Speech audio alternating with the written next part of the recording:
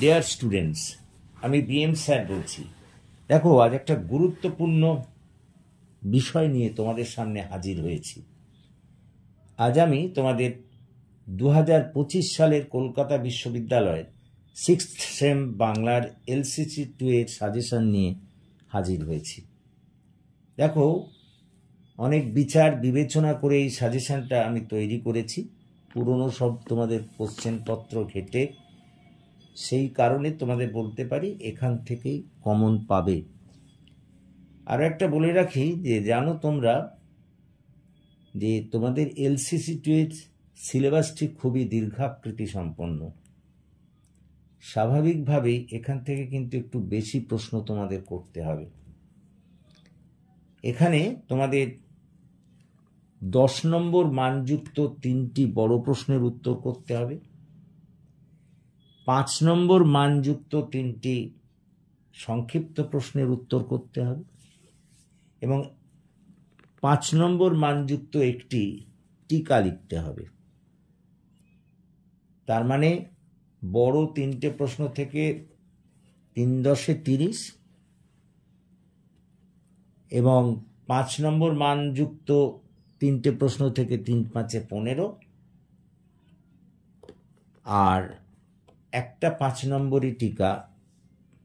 তার মানে মোট হলো 30, 15, 45, 5, 50। এই হচ্ছে তোমাদের মোট বড় প্রশ্ন। এই মোট প্রশ্ন লিখতে হবে। আর 15 নম্বরের শর্ট প্রশ্ন, সংক্ষিপ্ত উত্তর ভিত্তিক প্রশ্ন থাকবে। 1 নম্বরই ওলা 15টা শর্ট কোশ্চেন করতে হবে, তোমরা সকলেই জানো। এই হচ্ছে তোমাদের মোট প্রশ্নের সংখ্যা। তো দেখো, আমি প্রথমেই তোমাদের 10 নম্বর মানযুক্ত প্রশ্নের যে সমস্ত ইম্পর্টেন্ট প্রশ্ন তোমাদের করতে হবে সেগুলোকে আমি বলেছি। তারপর 5 নম্বর মানযুক্ত যে প্রশ্নগুলো করতে হবে সেটা বলেছি। তারপরে টিকা যেগুলি করতে হবে সেগুলি বলেছি। এখন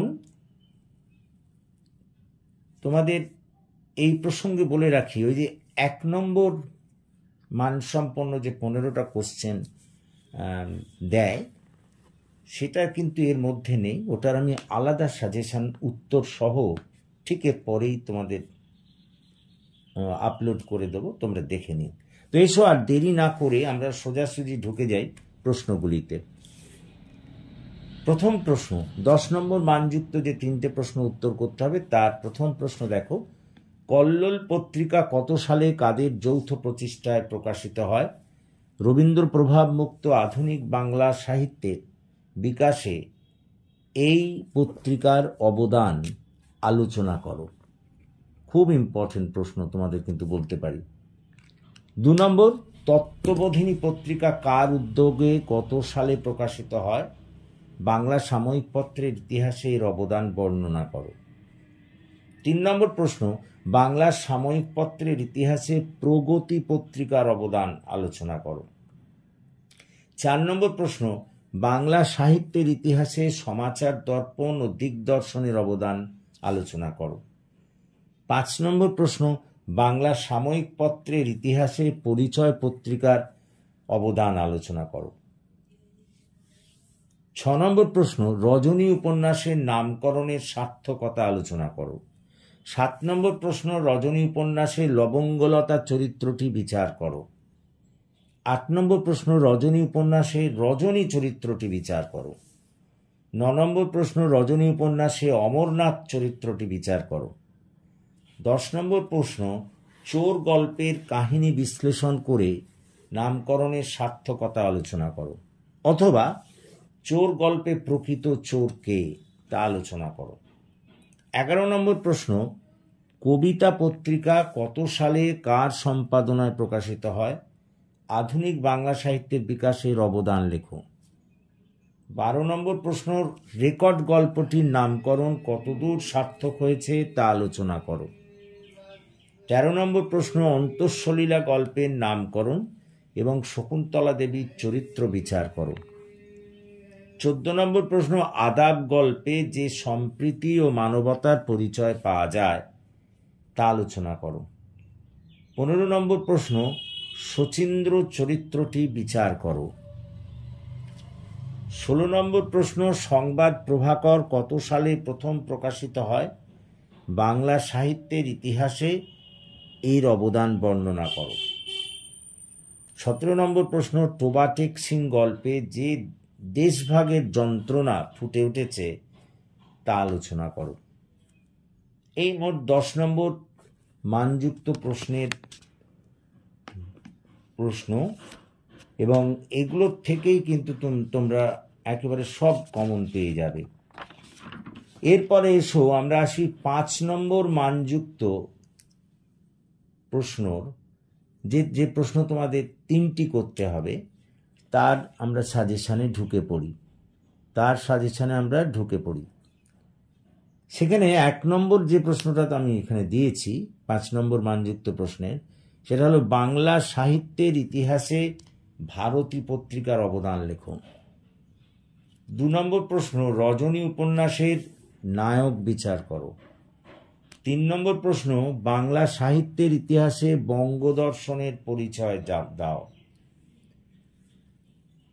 4 নম্বর প্রশ্ন, বাংলা সাহিত্যের ইতিহাসে বা সামরিক পত্রের ইতিহাসে সবুজ পত্রের অবদান আলোচনা করো। 5 নম্বর প্রশ্ন, বাংলা সাহিত্যের ইতিহাসে কালি ও কলম পত্রিকার অবদান আলোচনা করো। 6 নম্বর প্রশ্ন, আদাব গল্পে মুসলমান মাঝির চরিত্র বিচার করো। 7 নম্বর প্রশ্ন, শকুন্তলা দেবীর চরিত্র বিচার করো অন্তঃসলীলা গল্পে, তোমরা সবাই জানো। 8 নম্বর প্রশ্ন, রজনী উপন্যাসের উপকাহিনীটি যে আছে তার গুরুত্ব বিচার করো। 9 নম্বর প্রশ্ন, ছোটলোক গল্পে প্রকৃত ছোটলোক কে? 10 নম্বর প্রশ্ন, রাঘব সরকারের চরিত্র, এই ছোটলোক গল্পে রাঘব সরকারের চরিত্র আলোচনা করো। এই গেল তোমাদের ওই 5 নম্বর মানযুক্ত প্রশ্ন। এরপরে এসো টিকা। দেখো 5 নম্বর মানযুক্ত তোমাদের একটা টিকা লিখতে হবে, তার মধ্যে এই টোবাটেক সিংয়ের সীমান্ত এটা খুব ইম্পর্টেন্ট। 2 নম্বর রজনী উপন্যাসের গঠন। 3 নম্বর রেকর্ড গল্পের বৈশিষ্ট্য ও চোরাবাজার। 4 নম্বর প্রশ্ন, ছোটলোক গল্পে রিক্সাওয়ালার চরিত্র। এ প্রসঙ্গে বলে নিই, তোমাদের এই যে 5 নম্বর মানযুক্ত যে প্রশ্নগুলো করিয়েছি সেইগুলোর থেকেও এখানে অনেক কমন এসে যাবে, দেখবে। মোট কথা এই সব প্রশ্নগুলো যদি করো তাহলে কোনো আর অসুবিধে থাকবে না, তোমরা ধরে নিতে পারো এখানে কমন সব পাবে। একটা কথা বলে নিই, একটু বেশি তোমাদের প্রশ্ন করতে হচ্ছে, কারণ আমি তোমাদের প্রথমেই বলেছি যে তোমাদের LCC 2 এর সিলেবাসটি ভীষণ বড়, সেই কারণে একটু বেশি প্রশ্ন করতে হবে। তবে তোমাদের চিন্তা নেই, আমি কিছু পরে লাস্ট মিনিট সাজেশনে আরও কিছু এখান থেকে কমিয়ে দেব, এ বিষয়ে সন্দেহ নেই। কিন্তু তোমরা এগুলো যদি সব করে নাও তাহলে আর কোনো ধরনের আশঙ্কা থাকবে না, এখান থেকেই কিন্তু সব কমন পাবে। তো আশা করি তোমরা বুঝতে পেরেছো আমি যা বলতে চাইলাম, এবং যদি তোমরা বুঝতে পারো তাহলে প্লিজ এই সাজেশনের কথা তোমাদের বন্ধুবান্ধবদের মধ্যে শেয়ার করো, তাদেরও এগুলো জানতে দাও। এবং তোমরা যারা এখনও আমার এই চ্যানেলটিকে সাবস্ক্রাইব করোনি, প্লিজ সাবস্ক্রাইব মাই চ্যানেল, আমাকে এগিয়ে আসতে সাহায্য করো যাতে আমি তোমাদের আরও বেশি করে কাজে লাগতে পারি। So that's all for this day. Thank you for watching and listening. So please comment, share and subscribe my channel. So have a good day.